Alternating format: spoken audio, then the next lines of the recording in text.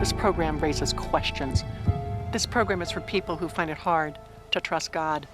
The best answers are wrapped in flesh and blood. My friends, people who are enduring real tragedies every single day. Quadriplegia, muscular dystrophy, stroke, bankruptcy, loneliness, singleness. We're going to talk to those very people who have touched my life.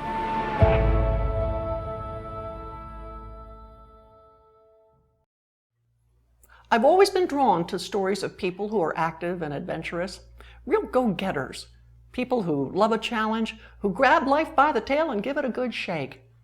Well, Mike King has such a story. This is one powerhouse athlete, a handsome on-the-go guy who had the world at his feet. But sometimes all that bravado can get you into trouble, especially when that trouble completely and totally alters your life.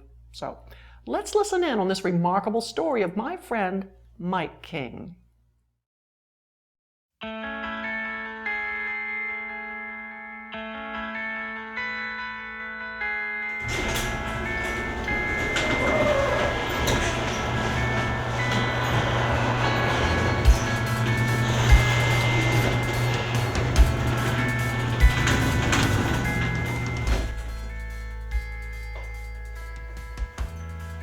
If you're an athlete before your accident, you want to be an athlete after. And it's just great to have the technology and all the stuff out there, which has filled the empty spots in my life that weren't there those first 5 to 7 years after my accident.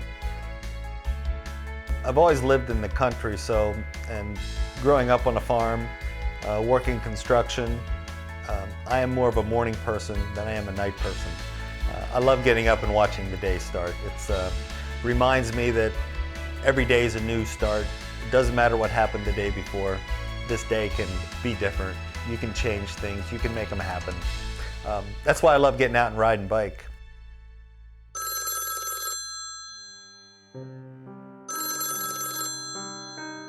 Well, it was on a Sunday afternoon, August the 13th, 1978. When we got the first phone call, which was late afternoon. And it was one of Mike's friends.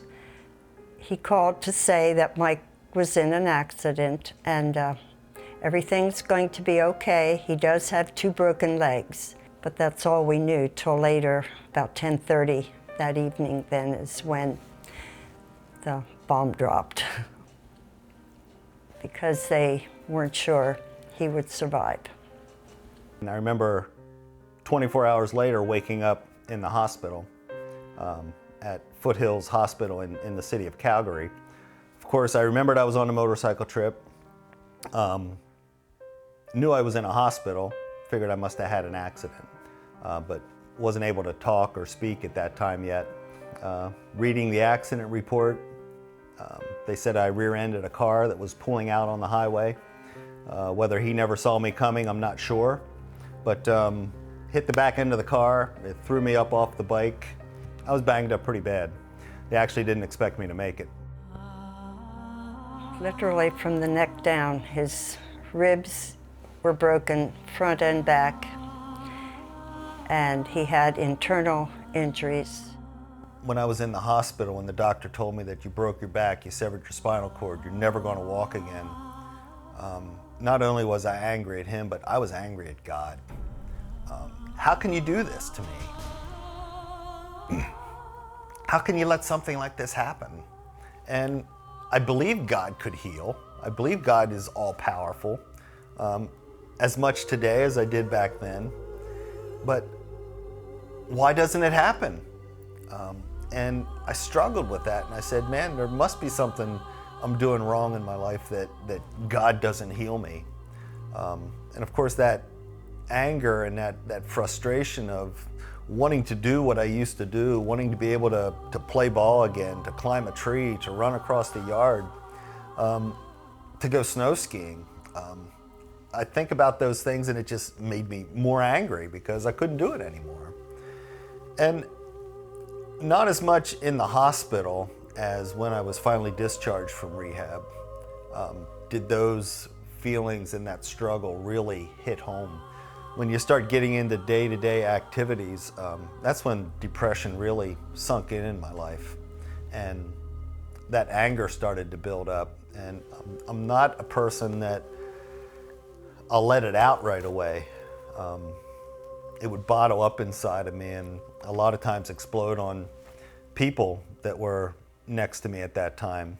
So going into his accident, you know, a major change for him, and I can imagine in his mind, he's not sure what to do with it, what to make of it.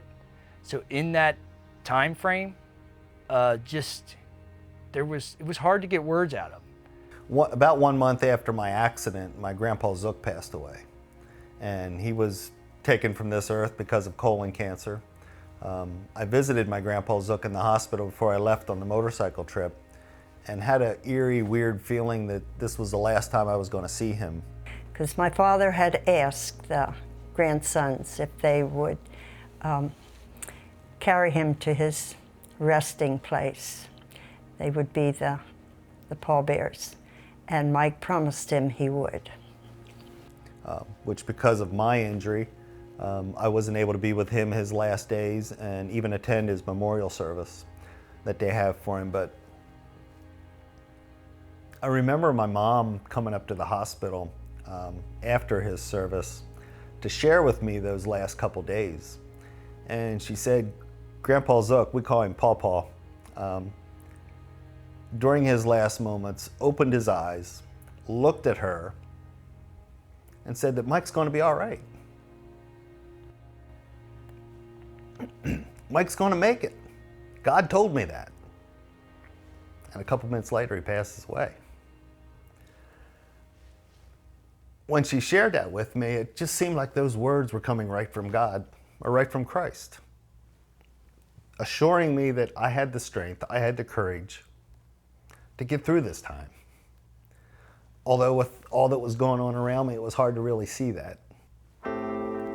Probably the biggest thing that made an impact on me was my family, my friends, my church let me know that it's okay for you to be angry. It's okay for you to struggle like that. We're still going to love you. We're still going to be there for you. And they showed that to me.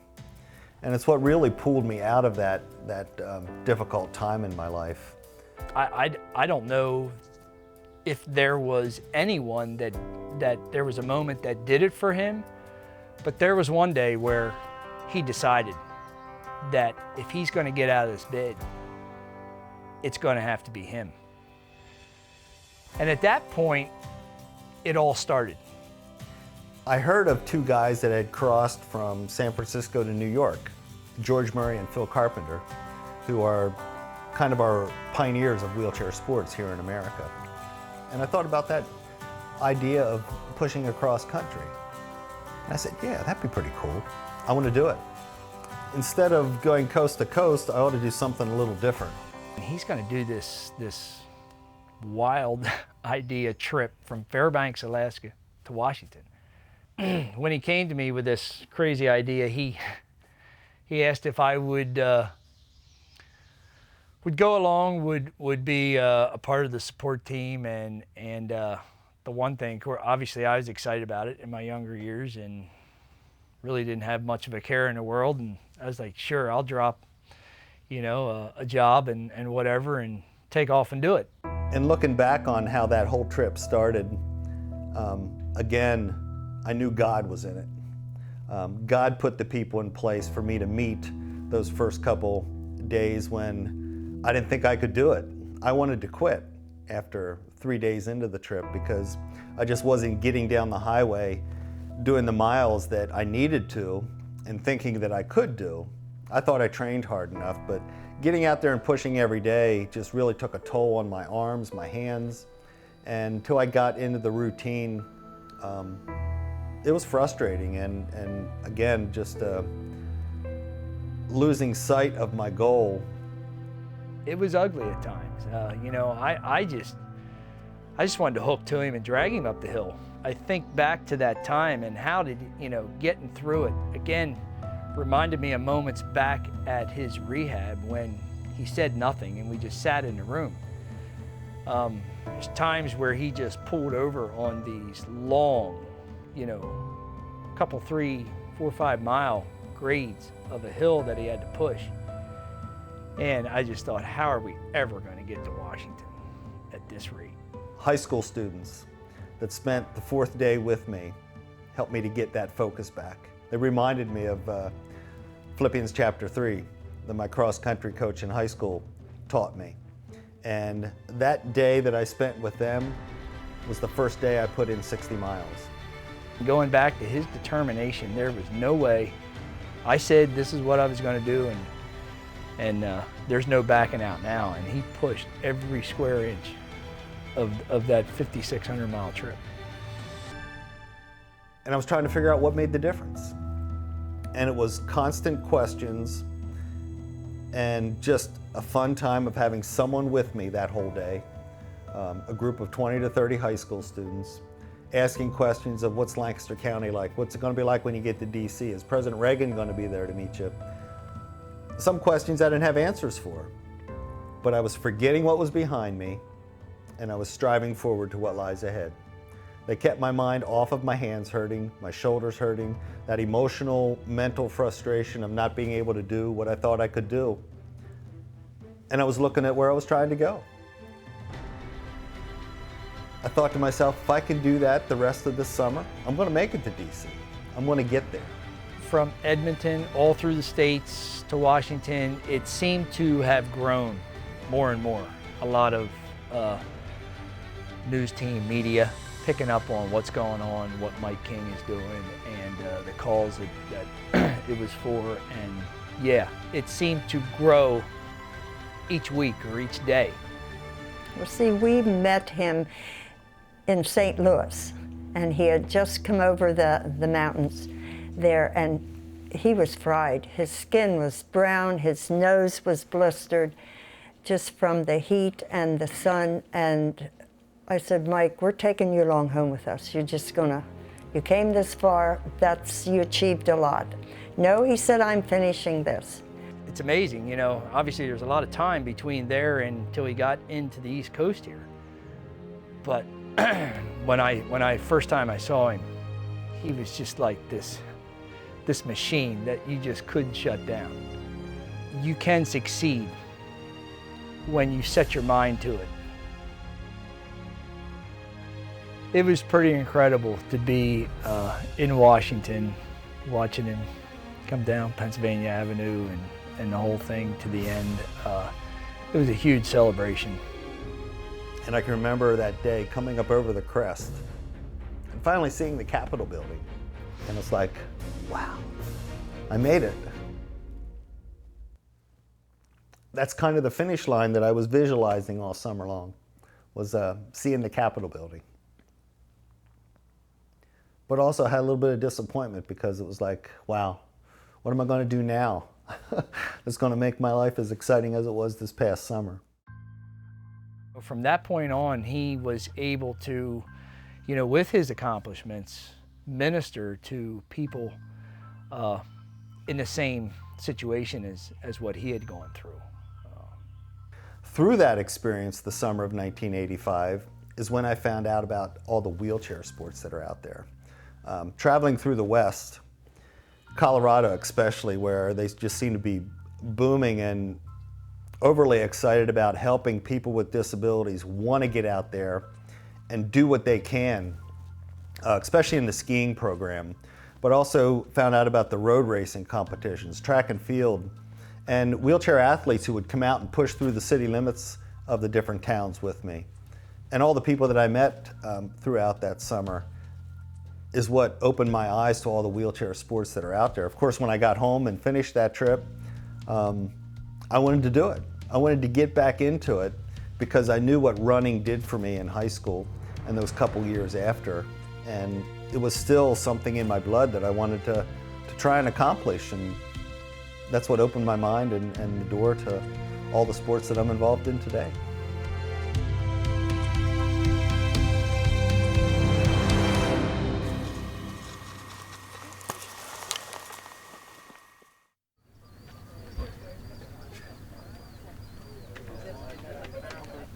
It's just one of those things that I still love to do, although I love to win.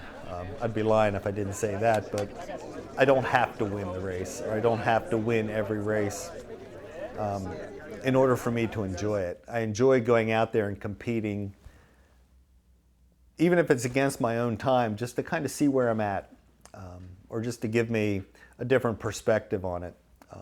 Competing in a race this weekend. On your mark, get set, go! It's called a duathlon, where you push a 5K road race, you do a 12-mile bike, and push another 5K road race. Mike is a very determined guy. He sets his mind to something and he's going to finish it. He told me it may not be pretty, but it'll get done. I love doing that kind of stuff, and just meeting other wheelchair athletes, getting to see where they're at, and if I can coach or give people pointers and helping them to become a better athlete or a better person in their life, it's what I love to do. I think where Mike is now, he's had all these experiences, and this many years later, he wants other people to have that same hope.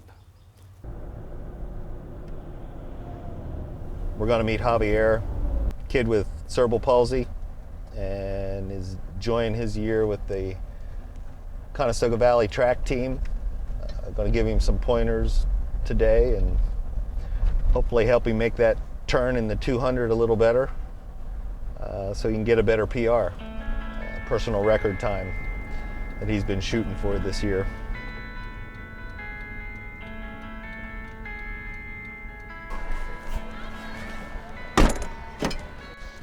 Mike loves a challenge. We often call him the Joni of Eastern Pennsylvania, because Mike is able to talk to people, to relate to people, to touch lives, to change lives, because of how God has gifted him, and then he is able to take those gifts and use them in his ministry. You're pushing well. And so it doesn't matter if he's coming alongside of a young man who is struggling in high school because of his disability, or if he goes to a rehab and visits a 50-year-old man who has recently become a quadriplegic. Mike's able to sit alongside those people and to let them know that their life has purpose and their life has meaning, and that he will be with them through this time. It gives me the strength to continue every day, and the neatest thing that I've found in sharing my life with other people is it comes right back and encourages me all the more. Mike has used his disability not only for his good, but for God's glory. And initially when Mike first had his accident, he will tell you that he just wanted to stay home and be more quiet and reclusive. But his friends especially would not allow that, and they pulled him out and got him involved. And he came to learn that even with the disability, my life has purpose. Serving other people isn't just a one-way street. It comes back and helps you at a time when you're going to need it. I know. I don't have a coffee cup. This is not normal. Everybody's supposed to cheers. Oh, yay, it's mine! Doors opening and closing for me seemed like it was leading me in the direction of going to work full-time for Joni and Friends. It gave me the opportunity to share my life, showing that God makes a difference in my life. One of the neat things about being an area office and a staff member in an area office is, we hit the ground running with disability ministry. And so even though it may appear that Mike spends a lot of time behind his desk, when Mike really comes alive is when he is going into a church and he's working with the disability team there on how they can be more welcoming or improve what they are doing for families affected by disability. What keeps me connected to God in my life? And I realized that it's the hope that He provides for us. It's that assurance that I know a better day is coming. I know there's tough times. We all go through tough times, but we have a group of people around us to encourage us. I've seen that here. And I praise God for that. Mike is one of those people that if someone says to him, "You can't do this," he's going to say, "I can do this. And by God's help, I can do this." And he's been able to translate that, that spiritual stubbornness into coming alongside of other people who may be just experiencing self-defeat or feel like they can't have a life because of their disability.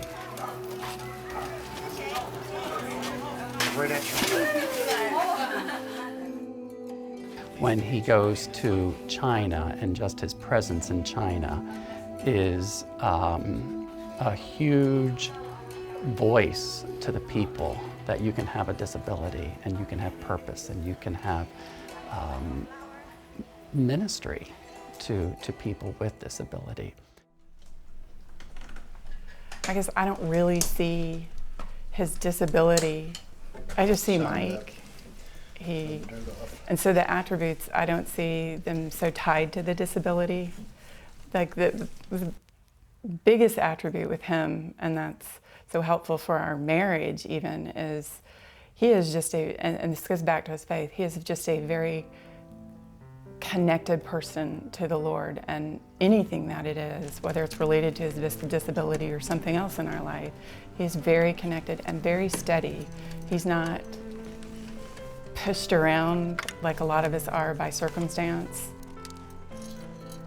God is receiving glory from Mike's life in the wheelchair.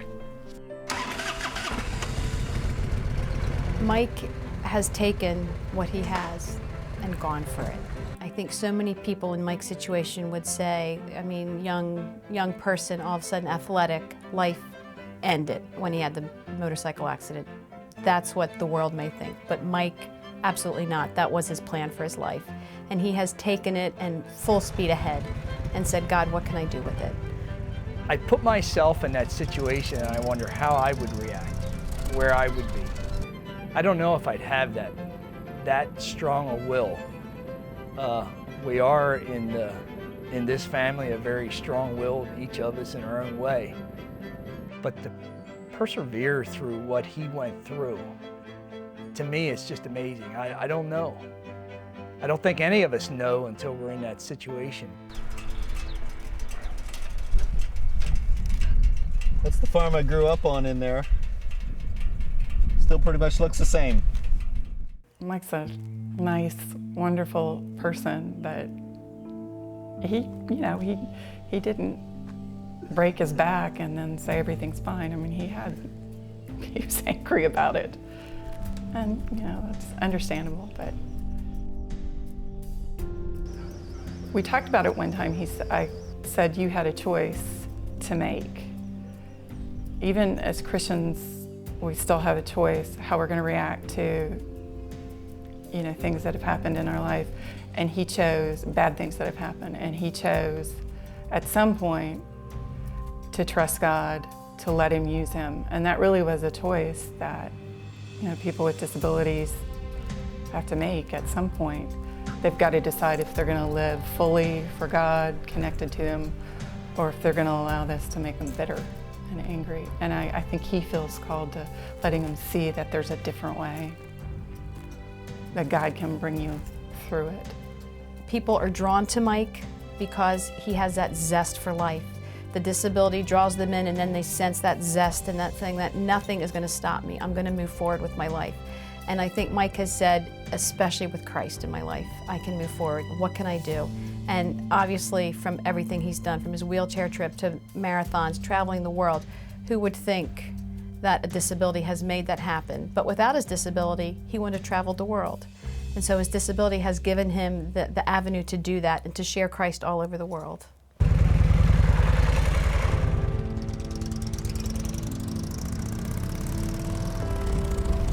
God has a plan for each of us. It's not a plan B, it's plan A. And although I don't understand why disability happens, God's plan for you is the plan He had and He has for you. It doesn't change. He's shown me that through the experiences that I've had, through the opportunities that I've had, through the circumstances and the people that I've had the chance to meet. And I can see that He's led me right where I'm at today. So it's just a great opportunity to get back on the bike, to get out there and enjoy life, knowing that it's God's plan for my life. It's a plan to prosper. It's a plan to succeed. It's a plan that provides hope. And that's the kind of foundation that my life is built on. That's the kind of success, the kind of hope, and the dreams that I like to share with other people. And it's what makes this life all worthwhile, even though I live it with a disability. Because I know I can succeed. I can make it because Christ lives within me. And that's all you need. Mike King is still active and adventurous, but the adventures that grip his heart now involve other people, needy, hurting people, people who are looking for a hope and help that goes far beyond what this world can give. And 1 Corinthians chapter 9 is his motto. Beginning in the 23rd verse, it says, "I do all this for the sake of the gospel." Everyone who competes in athletic games goes into strict training. They do it to get a crown that will not last, but we do it to get a crown that'll last forever. This extraordinary man has quite a crown awaiting him, and his example should speak to you and me, especially if we tend to lean on our own physical abilities. I pray that Mike's story will help you examine the sort of props that you lean on in life, and I pray his example will help you go for the crown that'll last forever, the glory of knowing Jesus Christ and making his story your own.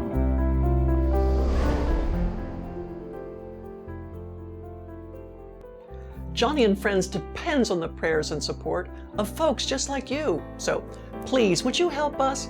Participate with us, pray with us, and give us your gifts. I'll be so bold to ask because God loves not only a cheerful giver, He loves a cheerful asker. And I'm asking you to partner with us to promote the gospel, push back the darkness, advance the kingdom of Christ, and make a difference for the Lord in the lives of millions of disabled people around the world.